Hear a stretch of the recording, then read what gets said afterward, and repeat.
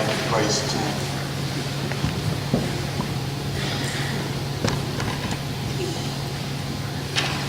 Good morning. Good morning. In 1977, Dawn and I and our two daughters, Jill, who was 5, Annie, who was 4, we moved from Southern California right out here to Clark County, Indiana. And even now, some 40 years later, we still marvel at certain things about our new locale that really impressed us right from the beginning. Both of us grew up in the very arid Los Angeles basin. So moving out here was really wonderful. Seeing green trees, green grass, lawns that didn't have to be watered. It was just marvelous to us. You know, the only river that Dawn and I knew was called the Los Angeles River. Here's a picture of it. Really and truly, that's the Los Angeles River. All concrete where we lived. Usually had just a trickle running down the middle of it, and you can see that. But also, after living here a while, we realized how great it was to have 4 seasons. Some of you complain about that, but really it is great. Where we grew up, there were only 2 seasons. There was the dry season, and there was the drier season. I think what brought the greatest joy from the very beginning to Dawn and me was seeing the birds. Incredibly, everywhere we lived, we'd see rockin' robins. Hopping, bopping, and singing their song. When we were growing up, you know, we didn't really see for real robins. So that was quite a treat. But without doubt, the 2 birds that gave us the greatest excitement and pleasure, and that still is the case, were the little red cardinal. Whoops, how did that get there? The little red cardinal and the woodpeckers. This is I think it's called an eastern red-headed woodpecker. So that one and the pileated woodpecker. And we get to see this guy in our yard every now and then. And really it's exciting. We yell across the house, "There he is!" And we come running to see him. So you have to understand now that birds are a really big deal in our family. Now it so happens that a few months ago I started wondering about birds in the Bible. I don't know which birds were the most popular back then. I suspect it was not vultures. And I suspect also it was not ostriches. Did you know that both of those birds are in the Bible? Look it up. But maybe doves, right? Maybe doves. We're all familiar with how Noah released first a raven and then a dove. We're familiar with how Joseph and Mary, when Jesus was about 8 days old, brought a couple of doves for sacrifice. And what about when the Holy Spirit, in the form of a dove, lighted on Jesus when he was baptized? But my point is that Birds are a big part of the Bible story. In fact, in preparing for this morning, I read somewhere that there are about 300 mentions of birds in the Bible. 300. So someday, when you have nothing to do, you might want to verify that number and call me up and let me know what you find. But anyway, hopefully you'll agree with me that it's really not quite off the wall to title a sermon. Are you ready for this? Drum roll, please.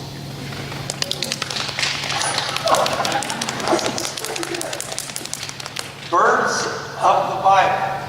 So that's the title of my sermon this morning. Because there's so many mentions of birds in the Bible, I'm going to have to narrow my focus to just eagles, sparrows, and some unspecified kind of hen. We'll get to that in a bit. What I think is you can all benefit from reminders of the words of the Lord that He gave us for encouragement and exhortation in using birds. So that's my goal this morning, to encourage you in your Christian walk and possibly provide an exhortation to seek Him more and grow a little more deep in His love. Let's pray. Our gracious Father, we just thank You for the time that we can gather together in Your name to praise You, to worship You, and to fellowship with one another. We invite Your Holy Spirit to come into our presence, each one individually, that we might sense that You are here with us and in us, and that You will open our hearts and open our minds to what You would have us learn this morning.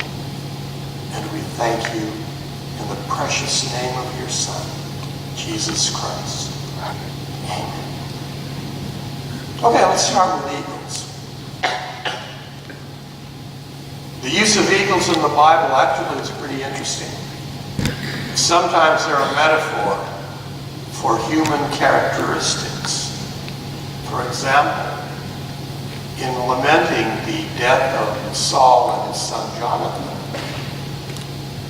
David praised them as being swift as eagles. Swift as eagles. And that's, of course, a physical characteristic that would be highly valued by warriors. Elsewhere, there are others who were seen as being steadfast of purpose, like an eagle. On the other hand, a proud king was said to have built his nest way up high, like an eagle, only to be knocked off his perch and brought low by God.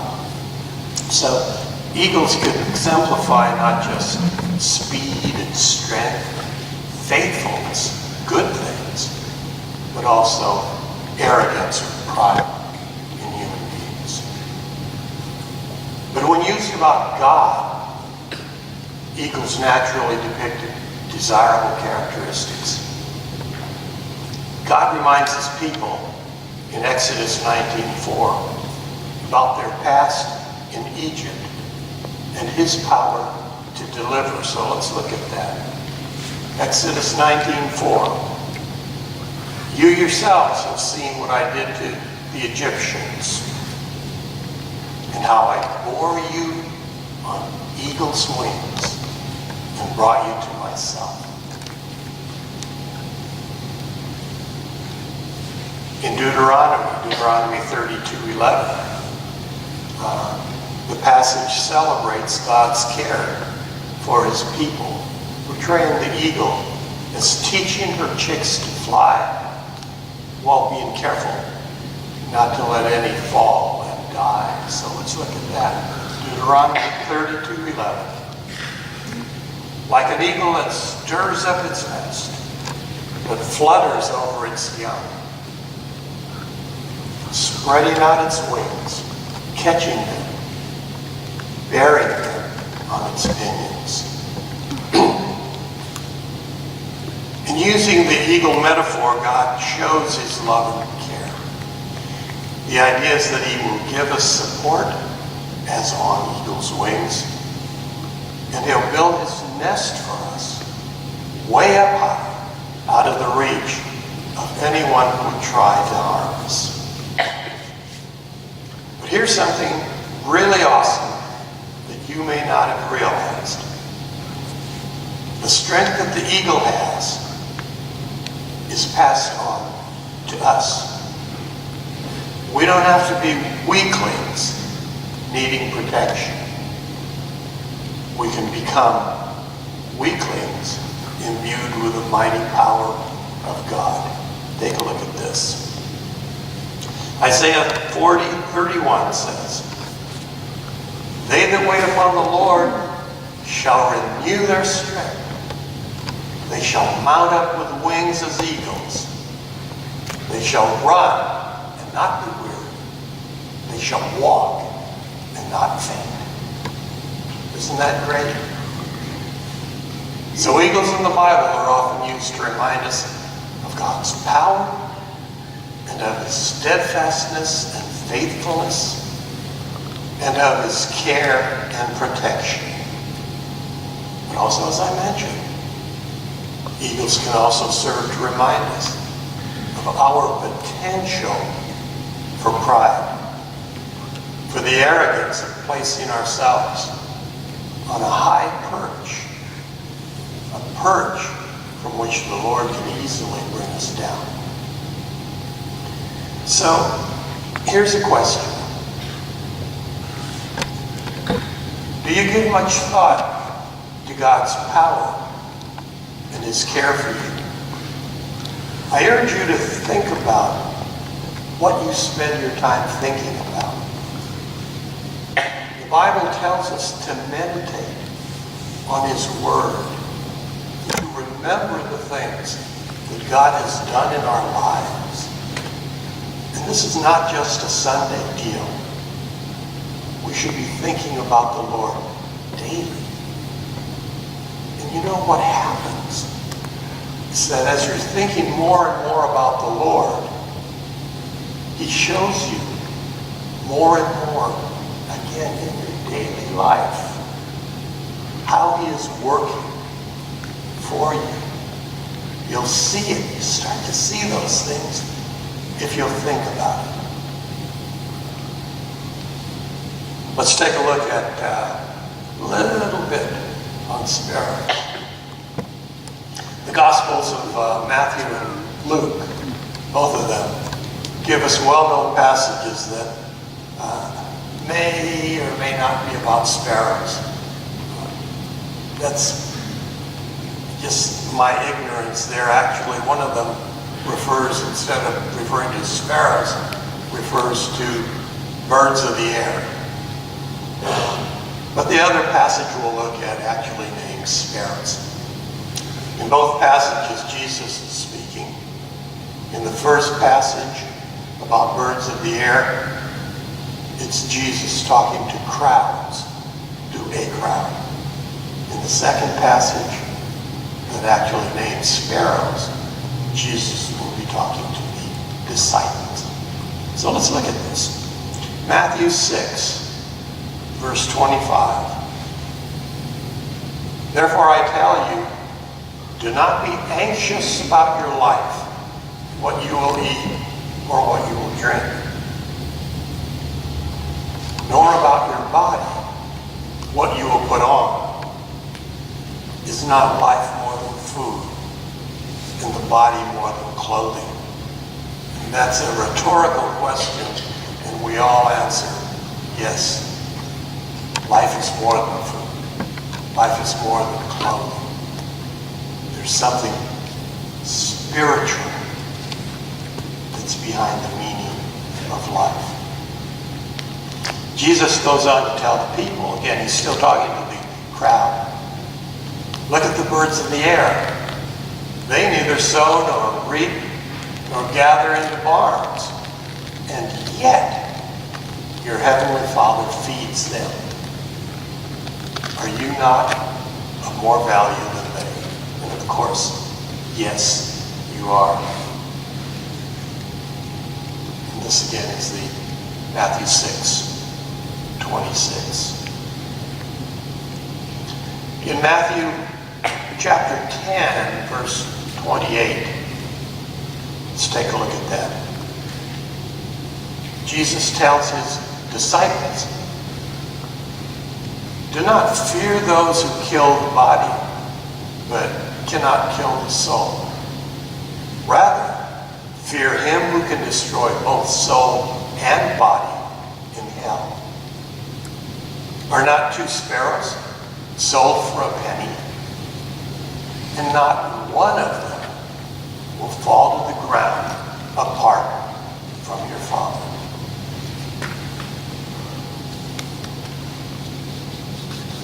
In that first passage where Jesus was talking to the crowd, he told them not to be anxious about their own physical care.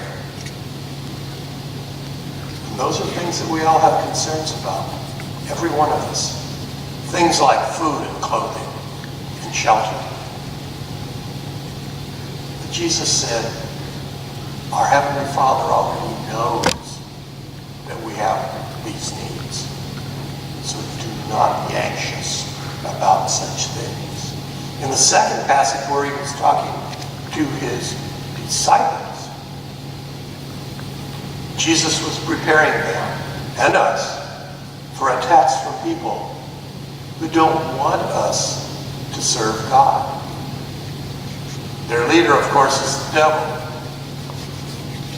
But anything they would try to do to you, God already knows. He's aware of those things. So the lesson for us is that the one who watches over the seemingly insignificant sparrow, that same one values us a whole lot more and can be counted on to provide for us and to protect us through any trial the enemy throws in our path. So another question. Do you believe that God cares for you and will provide for all that you need? Do you believe that? Again, I'm not asking you to tell me the answer. Something to be thinking about and evaluating in your own life. Does it seem like the trials you're going through are too great for it? Well, in that case, maybe you need to consider some passages about unspecified ends. So, let me show you what an unspecified end looks like. That's what they look like.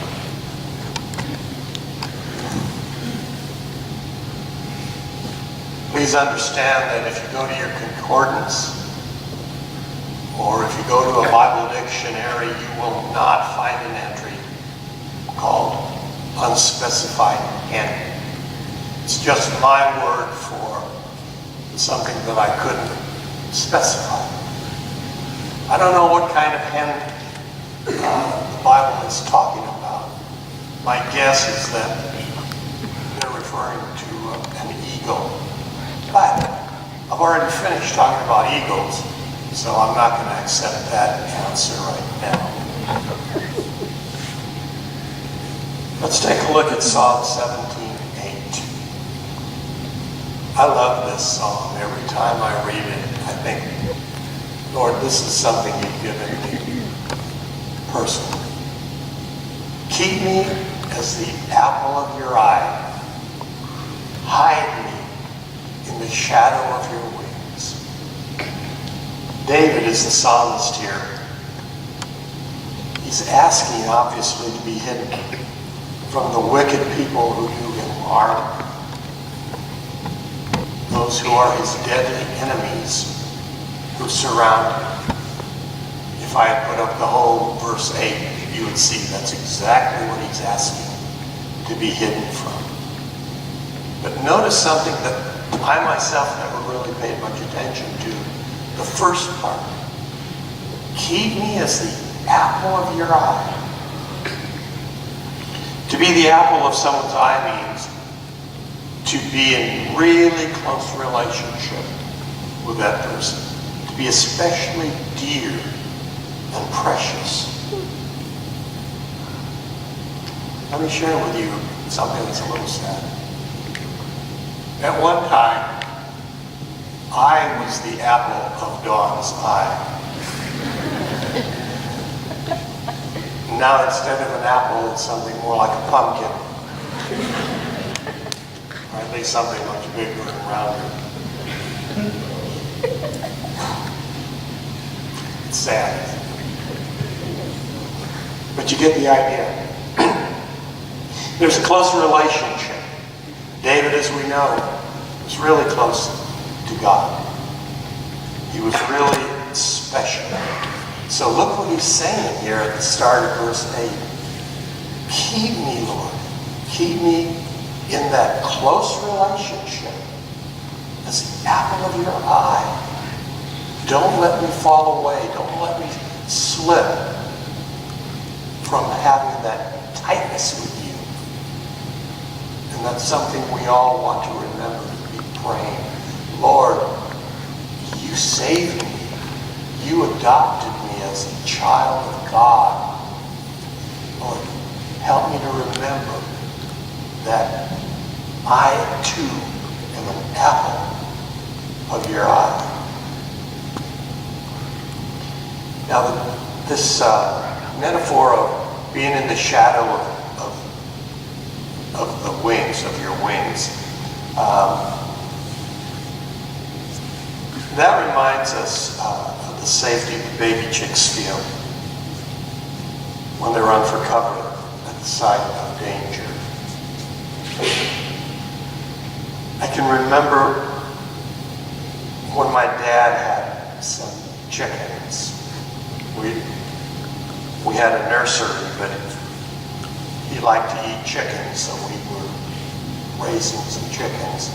And I loved to go into the chicken coop and catch the baby chicks and hold them and pet them. I didn't have a dog, okay, so that was the best I could do. I'd go in and catch chicks and hold them close to me. But you know, anytime I went into the chicken coop, what do you think the chicks did? They didn't say, oh, this is a guy that loves to pet us. They ran from me. They perceived me as danger. They ran from me, and where they ran was straight to their mama. And she would let them hide under her. Even as teenage chicks, when these chicks became teenagers, almost as big as their mama, they would still run and try to hide under her wings. Anyway, metaphors like these show how God loves and cares for us. Psalm 46:1 is not a bird song, but it tells us something that is really relevant to what we're talking about this morning. God is our refuge and strength, a very present help in trouble. That's something that we must always keep in mind. He is our refuge. He is our strength. And he's always there. He's always present.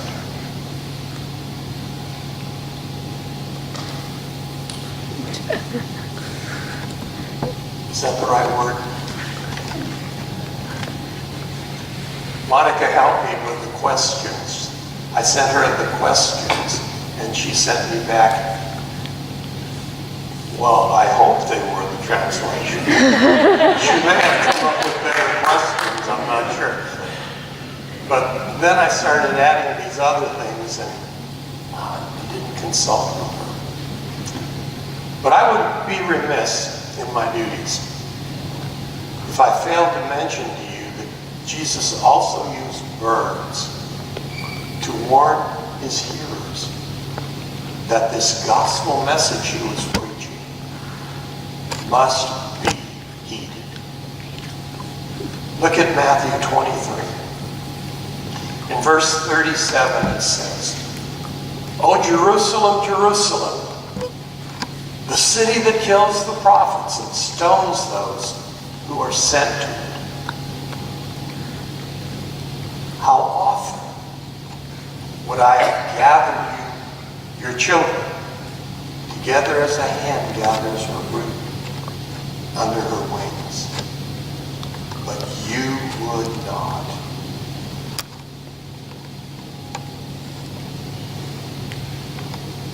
We just talked about how faithful and loving and strong is our God, who holds us as the apple of his eye, who hides us under his wings. But what if we fail to take hold of the saving protection that he offers us? The author of the book of Hebrews asks, how shall we escape if we neglect so great a salvation? So think of this passage in Matthew as a warning. The Lord wants us to gather with him, to always come to him for protection, for our care in every way. Why should we decline any of that?